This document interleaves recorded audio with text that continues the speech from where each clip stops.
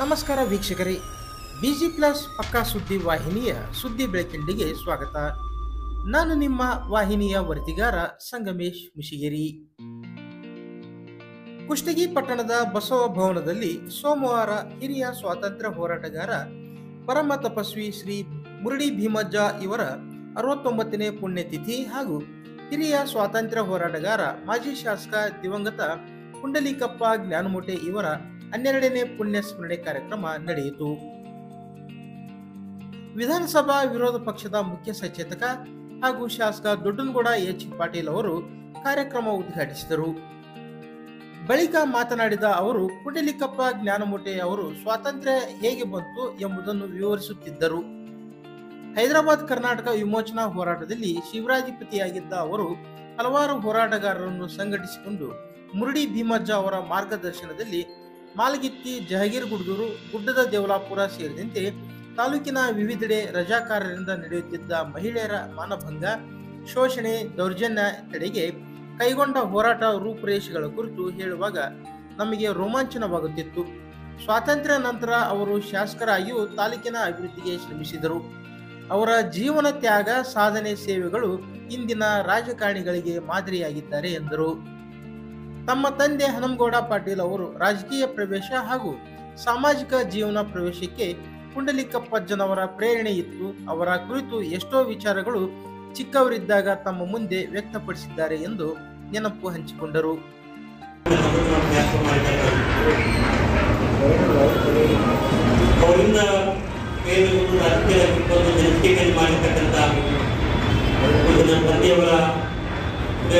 ನಾನು ಅವರ ಕಾರ್ಯಕ್ರಮದಲ್ಲಿ ಬಹಳ ಹೆಮ್ಮೆಯಿಂದ ಭಾಗವಹಿಸಿ ಕಾರ್ಯಕ್ರಮದಲ್ಲಿ ಮಾತನಾಡ್ತಿದ್ದೇನೆ ಎಂದಿರ್ತಕ್ಕಂಥ ಒಂದು ಹೆಮ್ಮೆಲೆ ಇದನ್ನು ಬಡಿದು ಅಂತಕ್ಕಂಥ ಮಾತನಾಡಿಸುತ್ತಾರೆ.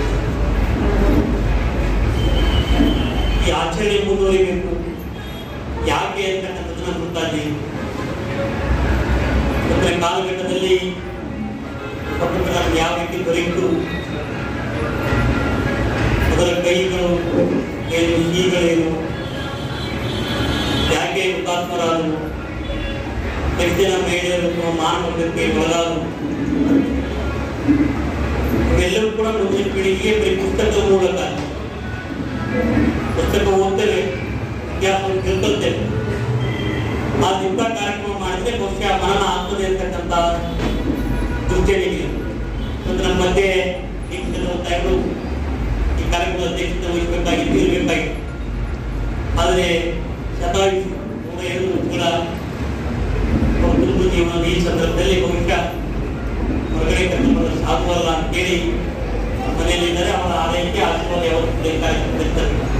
ಅವರು ಕೂಡ ಕಾರ್ಯಕ್ರಮ ಕೊಟ್ಟಂತ ಸಂದರ್ಭದಲ್ಲಿ ಹೇಳ್ತಾರೆ ಅವರು ಒಂದೊಂದು ಮಾತುಗಳನ್ನು.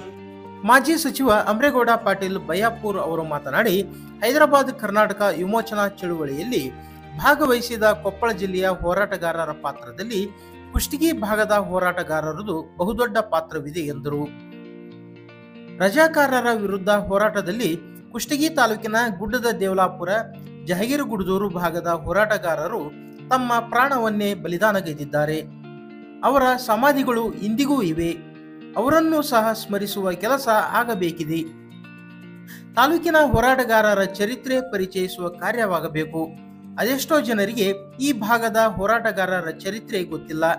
ಮಾಧ್ಯಮದವರು ತಮ್ಮ ಪತ್ರಿಕೆಗಳಲ್ಲಿ ಪ್ರತಿಯೊಬ್ಬ ಹೋರಾಟಗಾರನ ಚರಿತ್ರೆ ಕುರಿತು ಲೇಖನ ಪ್ರಕಟಿಸುವ ಕಾರ್ಯ ಮಾಡಿ ಇದರಿಂದ ಯುವ ಸಮುದಾಯದಲ್ಲಿ ಸ್ವಾತಂತ್ರ್ಯದ ಪರಿಕಲ್ಪನೆ, ಹೋರಾಟಗಾರರ ಆಚಾರ ವಿಚಾರಗಳು, ದೇಶ ಪ್ರೇಮ, ಪ್ರಾಮಾಣಿಕತೆ, ತ್ಯಾಗ, ಬಲಿದಾನ ಕುರಿತು ಅರಿವು ಮೂಡುತ್ತದೆ. ಸ್ವಾತಂತ್ರ್ಯ ಹೋರಾಟಗಾರರನ್ನು ಗೌರವಿಸುತ್ತಾರೆ, ಜೊತೆಗೆ ದೊಡ್ಡವರೂ ಸಹ ಅದನ್ನು ಅನುಸರಿಸುತ್ತಾರೆ ಎಂದು ಸಲಹೆ ನೀಡಿದರು. ಯಾವುದೇ ಅನ್ಯಾಯ, ಅನಾಚಾರ ಸಹಿಸದ ಮಹಾತ್ಮ ಗಾಂಧೀಜಿ ಅವರ ಅಹಿಂಸಾ ತತ್ವದಡಿ ತಮ್ಮನ್ನು ತಾವು ಸಮರ್ಪಿಸಿಕೊಂಡಿದ್ದ ಸ್ವಾತಂತ್ರ್ಯ ಸೇನಾನಿ ಪರಮ ತಪಸ್ವಿ ಮುರಡಿ ಭೀಮಜ್ಜನವರ ಈ ಭಾಗದ ಹೋರಾಟಗಾರರಿಗೆ ಮಾರ್ಗದರ್ಶಕರಾಗಿದ್ದರು. ಅವರ ಅನುಯಾಯಿಯಾಗಿದ್ದ ಅವರ ಶಿಷ್ಯ ಪುಂಡಲೀಕಪ್ಪ ಜ್ಞಾನಮೂಟೆ ಅವರು ಗುರುಗಳ ಮಾರ್ಗದಡಿ ಪ್ರಾಮಾಣಿಕತೆಯಿಂದ ಇದ್ದರು. ಗುರು ಶಿಷ್ಯರ ಪ್ರಾಮಾಣಿಕತೆ ಬಗ್ಗೆ ಉದಾಹರಣೆ ಮೂಲಕ ತಮಗೆ ಮಾರ್ಗದರ್ಶನ ಮಾಡುತ್ತಿದ್ದರು. ಅಂತಹವರನ್ನು ನಾವು ಕಳೆದುಕೊಂಡಿದ್ದೇವೆ. ಸಮಾಜಕ್ಕೆ ತಮ್ಮದೇ ಆದಂತಹ ತತ್ವ ಸಿದ್ಧಾಂತಗಳನ್ನು ಕೊಟ್ಟಿರು ಈ ಇಬ್ಬರು ಮಹನೀಯರ ಸ್ಮರಣೆ ಮಾಡುವುದು ನಮ್ಮೆಲ್ಲರ ಕರ್ತವ್ಯವಾಗಿದೆ. ಈ ನಿಟ್ಟಿನಲ್ಲಿ ಹಿರಿಯರ ಪುಣ್ಯತಿಥಿ ಹಾಗೂ ಪುಣ್ಯಸ್ಮರಣೆ ಕಾರ್ಯಕ್ರಮ ಆಯೋಜಿಸುತ್ತಾ ಬರುತ್ತಿರುವ ಅವರ ಕುಟುಂಬದವರ ಕಾರ್ಯ ಶ್ಲಾಘನೀಯ ಎಂದು ಹೇಳಿದರು. ನಮ್ಮದೇ ಆದಂತ ತತ್ವ ಸಿದ್ಧಾಂತಗಳನ್ನು ಕೊಟ್ಟಿರ್ತಕ್ಕಂಥವ್ರು ಅಂತ ಹಿರಿಯರನ್ನ ಸ್ಮರಣೆ ಮಾಡಬೇಕಾಗಿರ್ತಕ್ಕಂಥದ್ದು ನಮ್ಮೆಲ್ಲರ ಕರ್ತವ್ಯ.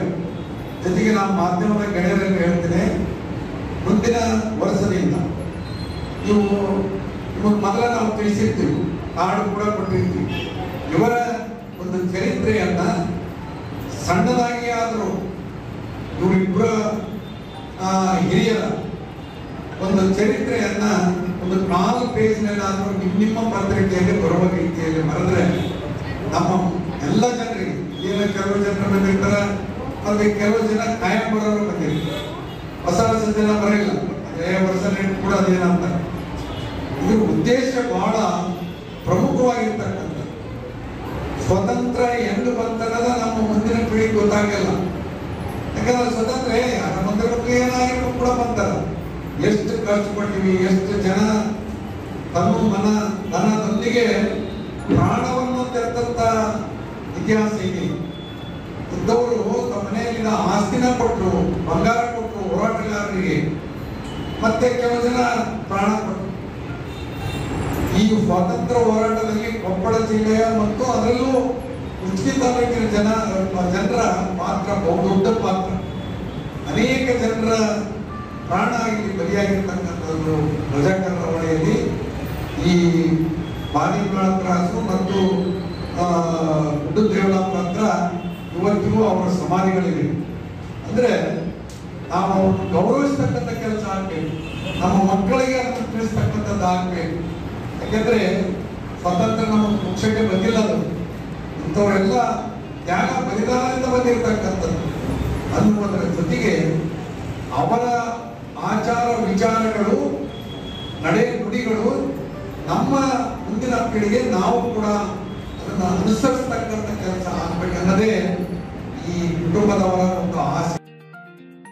ಹಿರಿಯ ಸಾಹಿತಿ ಅಲ್ಲಮ್ಮ ಪ್ರಭು ಬೆಟ್ಟದೂರು ಅವರು ಮಾತನಾಡಿ, ಕುಷ್ಟಗಿ ತಾಲೂಕಿನ ಜನತೆ ಸ್ವತಃ ಹಣ ಕೊಟ್ಟು ಜನಸಾಮಾನ್ಯ ಒಬ್ಬ ಸ್ವಾತಂತ್ರ್ಯ ಹೋರಾಟಗಾರ ಪುಂಡಲೀಕಪ್ಪ ಜ್ಞಾನಮುಟೆ ಅವರನ್ನು ಚುನಾವಣೆಯಲ್ಲಿ ಆಯ್ಕೆ ಮಾಡಿ ವಿಧಾನಸೌಧಕ್ಕೆ ಕಳುಹಿಸಿಕೊಟ್ಟ ಉದಾಹರಣೆ ಬಹುತೇಕ ದೇಶದ ಇತಿಹಾಸದಲ್ಲಿಲ್ಲ. ಅಂದು ಅವರು ಆದರ್ಶದ ಶಾಸಕರಾದ ಕಾಲಘಟ್ಟವಿತ್ತು. ಪ್ರಸ್ತುತ ಶ್ರೀಮಂತರು ಶಾಸಕರಾಗಿದ್ದಾರೆ, ಆದರೆ ತಮ್ಮ ಕ್ಷೇತ್ರದ ಅಭಿವೃದ್ಧಿ ಮಾಡಲಿಲ್ಲ, ತಮ್ಮ ಶ್ರೀಮಂತಿಕೆಯನ್ನು ಮತ್ತಷ್ಟು ಅಭಿವೃದ್ಧಿಗೊಳಿಸಿಕೊಂಡಿದ್ದಾರೆ ಎಂದರು. ಸಂಪೂರ್ಣವಾಗಿ ನಮ್ಮ ದೇಶ ನೈತಿಕವಾಗಿ ಅಧೋಗತಿಗೆ ಹೊರಟಿದೆ. ದೇಶ ನಂಬರ್ 1 ಆಗಿದೆ, ನಂಬರ್ 2 ಆಗಿದೆ ಅಂತಾರೆ. ದೇಶದಲ್ಲಿ ರಸ್ತೆಗಳು ಸುಧಾರಣೆ ಕಂಡಿಲ್ಲ, ಚರಂಡಿಯಲ್ಲಿ ನೀರು ಸರಿಯಾಗಿ ಹರಿಯುತ್ತಿಲ್ಲ, ಕುಡಿಯುವ ನೀರಿನ ಸೌಕರ್ಯ ಸರಿಯಾಗಿಲ್ಲ, ರೈತರು ಬೆಳೆದ ಬೆಳೆಗೆ ಯೋಗ್ಯ ಬೆಲೆ ಸಿಗುತ್ತಿಲ್ಲ, ರೈತರ ಪರ ಕಾರ್ಮಿಕರ ಪರ ಕಾನೂನು ಕಟ್ಟಳೆಗಳಿಲ್ಲ, ಸರ್ಕಾರಿ ಶಾಲೆಗಳಲ್ಲಿ ಬಡ ಮಕ್ಕಳಿಗೆ ಶಿಕ್ಷಣ ಸಿಗುವಂತಹ ಸ್ಥಿತಿ ಇಲ್ಲ ಎಂದರು.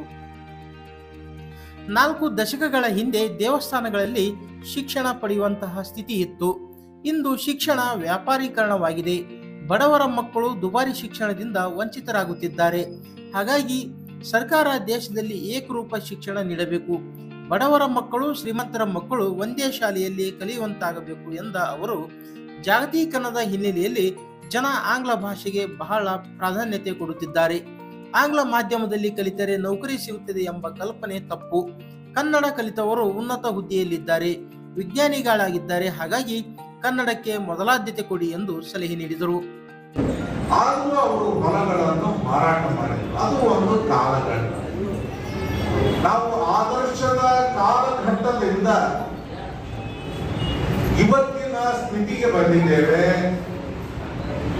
ಸಂಪೂರ್ಣವಾಗಿ ನೈತಿಕವಾಗಿ ನಮ್ಮ ದೇಶ ಪತನಗೊಂಡಿದೆ. ಯಾರಿಗೆ ಏನೇ ಹೇಳಿ ನಾನು ಒಪ್ಪೋದಿಲ್ಲ. ಈ ದೇಶ ನಂಬರ್ 1 ಆಗಿದೆ, ನಂಬರ್ 2 ಆಗಿದೆ, ಅದೆಲ್ಲ ಅರ್ಥಹೀನ. ಈ ದೇಶದ ರಸ್ತೆಗಳು ಸರಿಯಾಗಿಲ್ಲ, ಈ ದೇಶದ ಚರಂಡಿಯಲ್ಲಿ ನೀರು ಸರಿಯಾಗಿ ಹರಿತಾ ಇಲ್ಲ, ಈ ದೇಶದಲ್ಲಿ ಕುಡಿಯುವ ನೀರಿನ ಸೌಕರ್ಯ ಸರಿಯಾಗಿಲ್ಲ, ಈ ದೇಶದ ರೈತರಿಗೆ ತಾವು ಬೆಳೆದ ಬೆಳೆಗೆ ಯೋಗ್ಯ ಬೆಲೆ ಸಿಗ್ತಾ ಇಲ್ಲ. ರೈತರ ಪರವಾದಂತಹ ಕಾನೂನು ಕಟ್ಟಳೆಗಳೆಲ್ಲ ಕಾರ್ಮಿಕರ ಪರವಾಗಿರ್ತಕ್ಕಂಥ ಕಾನೂನು ಕಟ್ಟಳೆಗಳನ್ನು ತಿದ್ದಲಾಗ್ತಾ ಇದೆ. ಬಡ ಮಕ್ಕಳಿಗೆ ಶಿಕ್ಷಣ ನಮ್ಮ ಸರ್ಕಾರಿ ಶಾಲೆಯಲ್ಲಿ ಸಿಗುವಂತಹ ಸ್ಥಿತಿ ಇಲ್ಲ. ನಮ್ಮೂರಲ್ಲಿ ಶಾಲೆ ಪ್ರಾರಂಭವಾದಾಗ ಕಟ್ಟಡ ಇರಲಿಲ್ಲ. ಸರ್ಕಾರ ಶುರು ಮಾಡಿದಾಗ ಹನುಮಂತ ದೇವರ ಗುಡಿಯಲ್ಲೇ ನಾನು ಓದಿದ್ದೆ. ಆಮೇಲೆ ನಮ್ಮೂರಲ್ಲಿ ಶಾಲೆ ಶುರುವಾಗಿದೆ. ನಮ್ಮೂರವ್ರೆ ಬಿಲ್ಡಿಂಗ್ ಅನ್ನು ಕಟ್ಟಿಸಿದ್ರು, ನಮ್ಮ ಚಿಕ್ಕಪ್ಪವರೇ ಕಟ್ಟಿಸಿದ್ರು. ಇದು ಅವತ್ತಿನ ಶಿಕ್ಷಣದ ಸ್ಥಿತಿ. ನಾವು ಕೇವಲ ಒಂದು 30,000ದಲ್ಲಿ MA ಓದಿಕೊಂಡು ಬಂದ್ವಿ. ಇಡೀ ಶಿಕ್ಷಣಕ್ಕೆ ಇವತ್ತು ನಾವು ನಮ್ಮ ಮಕ್ಕಳ ಮೊಮ್ಮಕ್ಕಳ ಶಿಕ್ಷಣಕ್ಕಾಗಿ ಬಹಳ ದುಡ್ಡು ಖರ್ಚು ಮಾಡ್ತಾ ಇದ್ದೇವೆ. ನಾವೇನು ಅಷ್ಟು ಬಹಳ ದೊಡ್ಡ ಅನುಕೂಲವಂತರೇನು ಅಲ್ಲ. ಈ ಪರಿಸ್ಥಿತಿ ಹೋಗ್ಬೇಕು. ದೊಡ್ಡವರಿರಲಿ ಸಣ್ಣವರಿರಲಿ ಎಲ್ಲರೂ ಸರ್ಕಾರಿ ಶಾಲೆಯಲ್ಲಿ ಓದ್ತಕ್ಕಂಥ ಒಂದು ವಾತಾವರಣ, ಮೊದಲಿದ್ದ ವಾತಾವರಣ ಮರಳಿ ಬರಬೇಕು. ಅದು ಬರಬೇಕು ಅಂದ್ರೆ ಏಕರೂಪದ ಶಿಕ್ಷಣ ಸಿಗ್ಬೇಕು. ಈಗೇನಾಗಿದೆ, ಜಾಗತೀಕರಣದ ಹಿನ್ನೆಲೆಯಲ್ಲಿ ಇಂಗ್ಲಿಷ್ಗೆ ಬಹಳ ಪ್ರಾಧಾನ್ಯತೆ ಉಂಟಾಗಿದೆ. ಇಂಗ್ಲಿಷ್ ಅನ್ನು ಒಂದು ಭಾಷೆಯಾಗಿ ಚೆನ್ನಾಗಿ ಕಲಿಬೇಕು, ಅದರಲ್ಲಿ ಎರಡನೇ ಮಾತಿಲ್ಲ. ಆದರೆ ಇಂಗ್ಲಿಷ್ ಮಾಧ್ಯಮದಲ್ಲಿ ಕಲಿತರೆ ಮಕ್ಕಳಿಗೆ ನೌಕರಿ ಸಿಗ್ತದೆ ಅನ್ನುವುದು ದೊಡ್ಡ ತಪ್ಪು. ಕರ್ನಾಟಕ ರಾಜ್ಯದ ಮತ್ತು ಭಾರತದ ದೊಡ್ಡ ವಿಜ್ಞಾನಿಯೊಬ್ಬರು, ಭಾರತ ರತ್ನ ಪದವಿಯನ್ನು ಪಡೆದಿರತಕ್ಕಂತಹ ವಿಜ್ಞಾನಿ ರಾವ್ ಅವರು ಕನ್ನಡ ಮಾಧ್ಯಮದಲ್ಲಿಯೇ ಓದಿದರು. ಭಾರತದ ಬಹುದೊಡ್ಡ ಶ್ರೇಷ್ಠ ವಿಜ್ಞಾನಿ ಅವರು. ಆದ್ದರಿಂದ ಇಂಗ್ಲಿಷ್ ಅನ್ನು ಒಂದು ವಿಷಯವಾಗಿ ಓದಬೇಕು. ಅದು ರಾಜ್ಯ ಭಾಷೆಯಾದಂತಹ ಕನ್ನಡ ಮಾಧ್ಯಮದಲ್ಲಿ ಶಿಕ್ಷಣ ಕೊಟ್ಟರೆ ಚಿಂತನ ಮಂಥನ ಇರ್ತಾರೆ. ಕನಿಷ್ಠ 10ನೇ ಕಲಿಯುತ್ತೇವೆ. ನಾವೆಲ್ಲ ಧಾರವಾಡಕ್ಕೆ ಹೋದಾಗ ಅಲ್ಲಿ ಇಂಗ್ಲಿಷ್. ಕಾಡಾ ಅಧ್ಯಕ್ಷ ಮಾಜಿ ಶಾಸಕ ಹಸನ್ ಸಾಬ್ ದೊಡ್ಡಿಹಾಳ್, ಭಾವಸಾರ ಬಂಧು ಸೇವಾ ಟ್ರಸ್ಟ್ ಅಧ್ಯಕ್ಷ ಅಮೃತರಾಜ್ ಜ್ಞಾನಮುಟೆ ಮಾತನಾಡಿದರು. ಈ ಸಂದರ್ಭದಲ್ಲಿ ರಾಯಚೂರು ಕೃಷಿ ವಿಶ್ವವಿದ್ಯಾಲಯದಿಂದ ಗೌರವ ಡಾಕ್ಟರೇಟ್ ಪಡೆದ ದೇವೇಂದ್ರಪ್ಪ ಬೋರ್ಡಿಗೆ ಅವರನ್ನು ಸನ್ಮಾನಿಸಲಾಯಿತು. ಇದೇ ವೇಳೆ ಪಾಂಡುರಂಗ ಪುಂಡಿಲಕಪ್ಪ ಜ್ಞಾನಮುಟೆ ಇವರ ಸ್ಮರಣಾರ್ಥ ಬಡ ವಿಕಲಚೇತನ ವಿದ್ಯಾರ್ಥಿಗಳಿಗೆ ಪ್ರೋತ್ಸಾಹಧನ ವಿತರಿಸಲಾಯಿತು. ಪ್ರಭಾಕರ್ ದಾದಾ, ಬಜರಂಗ್ ಬುವಾ ಬೋದಲೆ ಮಹಾರಾಜ್, ಯಶವಂತ್ ಮಹಾರಾಜ್ ಬೋದಲೆ, ರಮೇಶ್ ಬೋಂದಾಡೆ, ಹನುಮಂತಪ್ಪ ಯಾಳ್ವಾರ್, ಮುಡಿ ಭೀಮಜ್ಜ ತಪೋವನ ಸೇವಾ ಟ್ರಸ್ಟ್ ಪ್ರಮುಖರಾದ ವೀರೇಶ್ ಬಂಗಾರ್ ಶೆಟ್ಟರ್, ಹಿರಿಯ ಪತ್ರಕರ್ತ ಮುಖೇಶ್ ನಿಲೋಗಲ್, ಎವೈ ಲೋಕ್ರೆ, ಅಣ್ಣಪ್ಪ ನವಲೆ, ಬಾಬು ಗೋರ್ಪಡೆ ಇತರರು ಉಪಸ್ಥಿತರಿದ್ದರು. ನೂರಾರು ಸಂಖ್ಯೆಯಲ್ಲಿ ಸಾರ್ವಜನಿಕರು ಕಾರ್ಯಕ್ರಮದಲ್ಲಿ ಪಾಲ್ಗೊಂಡಿದ್ದರು. ಕಾರ್ಯಕ್ರಮದಲ್ಲಿ ಮಹನೀಯರನ್ನು ವೇದಿಕೆ ವತಿಯಿಂದ ಸನ್ಮಾನಿಸಿ ಗೌರವಿಸಲಾಯಿತು.